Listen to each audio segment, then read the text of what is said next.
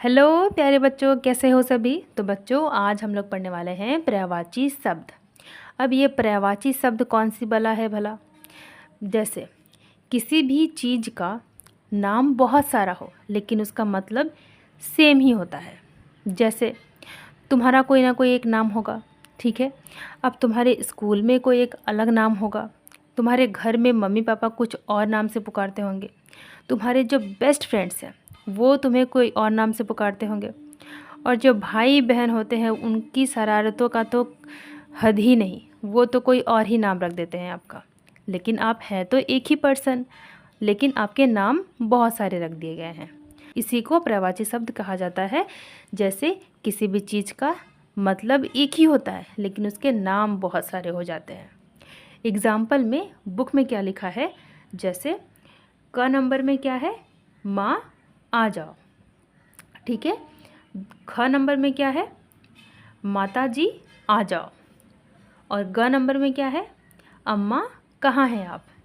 देखो बच्चों, आप अपनी मम्मी को क्या कहकर पुकारते हो, माँ, मम्मी, अम्मा, बेबे, मॉम, है ना।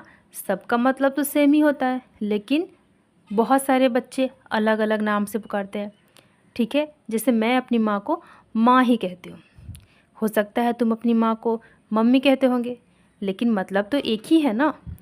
तो इसी को कहते हैं पर्यायवाची शब्द। चलो आगे पढ़ते हैं। जैसे देखिए, ऊपर के वाक्यों में मोटे छपे शब्द माँ, माताजी तथा अम्मा एक ही अर्थ दे रहे हैं।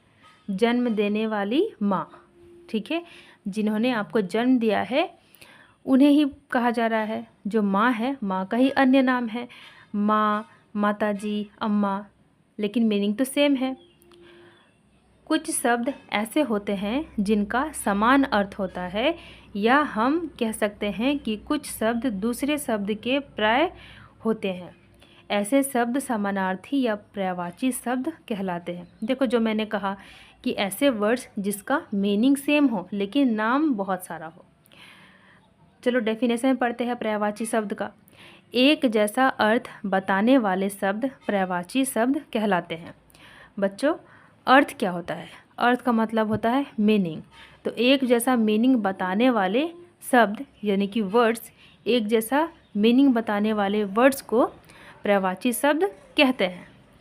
आइए अब कुछ महत्वपूर्ण शब्दों के पर्यायवाची शब्दों से अवगत कराएं। अवगत का मतलब होता है इंट्रोड्यूस कराएं।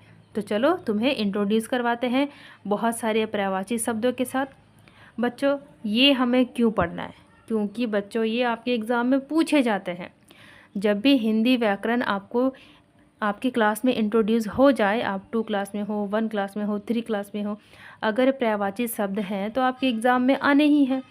फिर वहाँ आपसे पूछे जाएंगे, बताओ आकाश का पर्यायवाची शब्द क्या है। आप अगर नहीं याद करे होंगे, नहीं पढ़े होंगे तो कैसे बताओगे, कैसे आंसर लिख कर आओगे।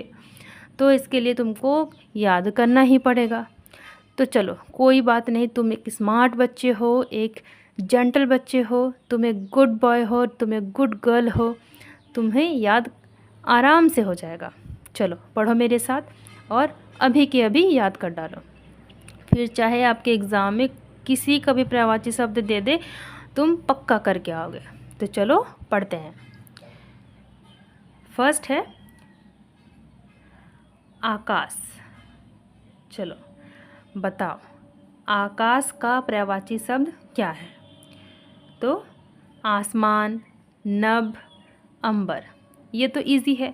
आकाश मतलब भी स्काई होता है, आसमान मतलब भी स्काई होता है। जो हार्ड है वो है नभ और अंबर, ये हमें याद नहीं रहेगा। तो तुमको आकाश याद करने की ज़रूरत नहीं, आसमान याद करने की ज़रूरत नहीं है, क्योंकि ये तो पहले से याद है। तुम्हें याद क्या करना है, नभ और अंबर। बोलो मेरे साथ 2 बार, नभ अंबर, नभ अंबर, ठीक है। चलो दूसरा पढ़ते हैं। ईश्वर। हर रोज़ सुबह सुबह मम्मी पूजा पाठ करती है ना, किसकी करती है, ईश्वर की, भगवान की, प्रभु की, परमात्मा की। ये तो बहुत ही इजी है, ये तो तुम्हें 2 मिनट में याद होने वाले हैं। बताओ ईश्वर का पर्यायवाची शब्द क्या है? भगवान, प्रभु, परमात्मा। भगवान, प्रभु, परमात्मा, है ना इजी। चलो नेक्स्ट पढ़ते हैं। नेक्स्ट है आनंद। क्या है? आनंद। ये याद करना भी इजी है। सोचो किसी का नाम है आनंद, ठीक है, उसी का नाम है प्रमोद, फिर आनंद का ही नाम है आमोद। ये चारों आपको किसी न किसी के नाम मिलेंगे। आनंद का मतलब क्या होता है? मतलब खुशी, खुश रहना। तो ये चारों आपको याद रखना है। चारों का मतलब होता है खुश रहना, ठीक है। खुश जब होते हैं हम लोग तो उसे कहते हैं आनंद। आनंद, प्रमोद, आमोद, हर्ष। आनंद, प्रमोद, आमोद, हर्ष। हो गया ना याद? चलो आंखें बंद करो और मेरे साथ एक बार बोलो, आनंद, प्रमोद, आमोद, हर्ष। Very good. चलो देखो कैसे याद किया तुमने। चलो नेक्स्ट पढ़ते हैं। नेक्स्ट है घर।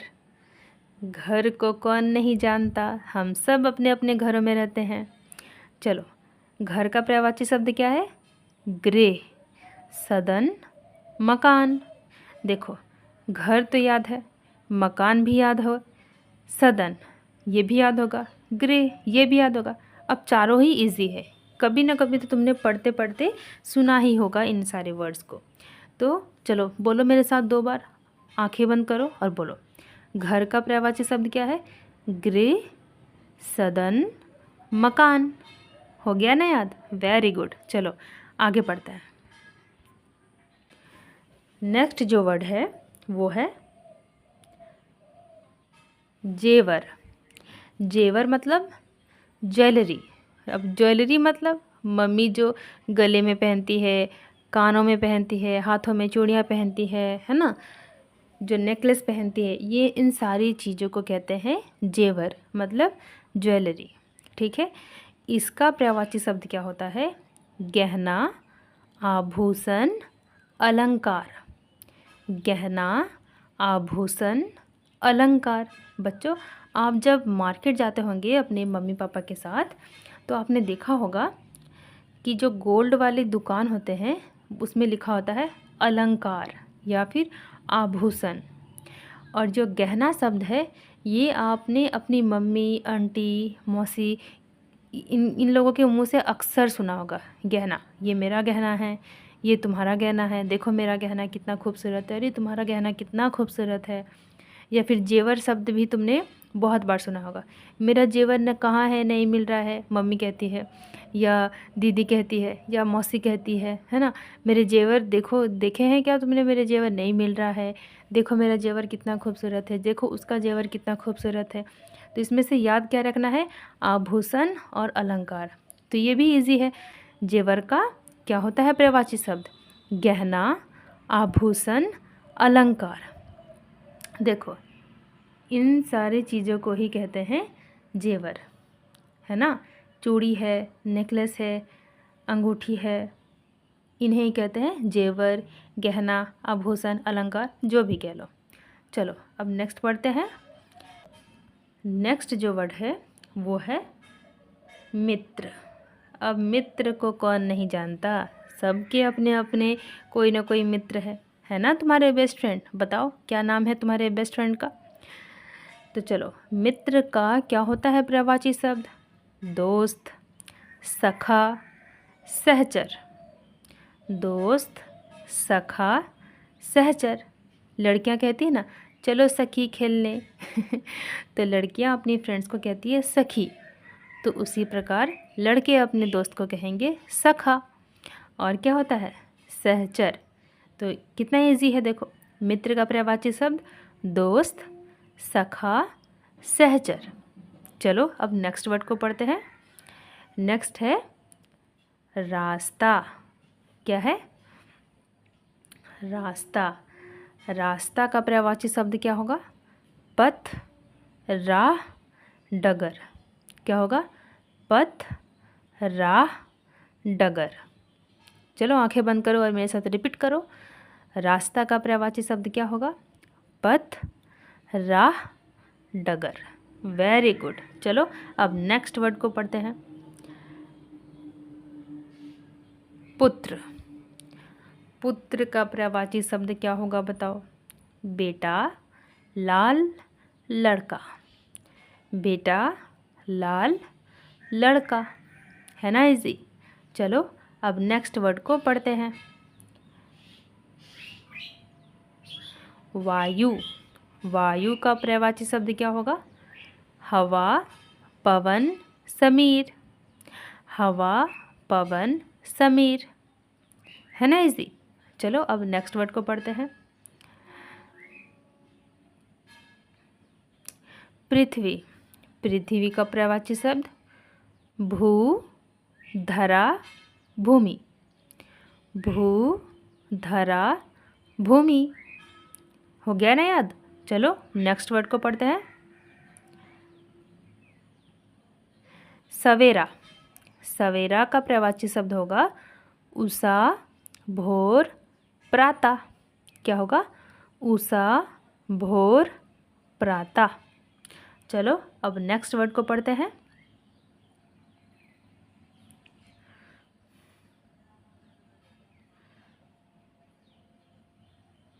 रात। रात का पर्यायवाची शब्द बताओ। रात्रि, निशा, रैना। क्या होगा? रात्रि, निशा, रैना। चलो नेक्स्ट वर्ड पढ़ते हैं। सुगंध। सुगंध का पर्यायवाची शब्द महक, खुशबू, सुरभि। क्या होगा? महक, खुशबू, सुरभि। चलो नेक्स्ट वर्ड पढ़ते हैं। बच्चों, जो वर्ड्स तुम्हें याद करने में प्रॉब्लम आ रहे हैं उसको 2-3 बार रिपीट करो। एक बार आंखें बंद करके बोलने की कोशिश करो। देखो तुरंत झट से याद हो जाएगा तुम्हें। ठीक है? चलो अब नेक्स्ट पढ़ते हैं। शेर। शेर का पर्यायवाची शब्द क्या होगा? शेर का पर्यायवाची शब्द होगा सिंह। संस्कृत में शेर को सिंह कहते हैं। वनराज। देखो शेर को जंगल का राजा कहते हैं ना, और जंगल मतलब वन होता है और राज मतलब राजा। तो जंगल का राजा वनराज कौन है? शेर। अब केसरी क्या होता है? देखो केसरी एक कलर होता है। कलर, ये जो लाइन का कलर है ना, थोड़ा ऑरेंज दिख रहा है ना, ऑरेंज, इसे ही कहते हैं केसरी। तो इससे भी याद रखना इजी है। शेर का पर्यायवाची शब्द क्या है? सिंह, वनराज, केसरी। कौन से कलर का होता है? केसरी। चलो नेक्स्ट पढ़ते हैं। सूर्य। सूर्य का पर्यायवाची शब्द सूरज। ठीक है? रवि, दिनकर। ये दोनों एक साथ याद कर लो। रविवार का जो दिन होता है जिसे हम संडे कहते हैं, तो रविवार, दिनकर। रविवार का दिन एक साथ याद कर लो। सूर्य, सूरज, रवि, दिनकर। सूर्य, सूरज, रवि, दिनकर। चलो नेक्स्ट पढ़ते हैं। सांप। क्या होगा? सांप। सांप का पर्यायवाची शब्द क्या है? सांप का पर्यायवाची शब्द है सर्प, विषधर, नाग। क्या है? सर्प, विषधर, नाग। विष मतलब क्या होता है? विष मतलब होता है जहर। तो सांप जब डंक मारता है तो जहर होता है ना उसके डंक में। तो विष मतलब क्या होता है? जहर। और धर मतलब कि उसने धारण कर रखा है। विष धारण कर रखा है मतलब जहर धारण कर रखा है। किसने? तो सांप ने। सांप का पर्यायवाची शब्द क्या होगा? सर्प, विषधर और नाग। नाग, नागिन, ये तो सुना ही है ना? तो ये तो इजी है। सांप का पर्यायवाची नाग, ये इजी है। सांप को सर्प के भी कहते हैं, एक ही जैसा है वर्ड, है ना? ये भी याद करना इजी है। और विषधर कैसे याद रखेंगे? विष मतलब जहर, धर मतलब धारण करके रखा है, तो विषधर।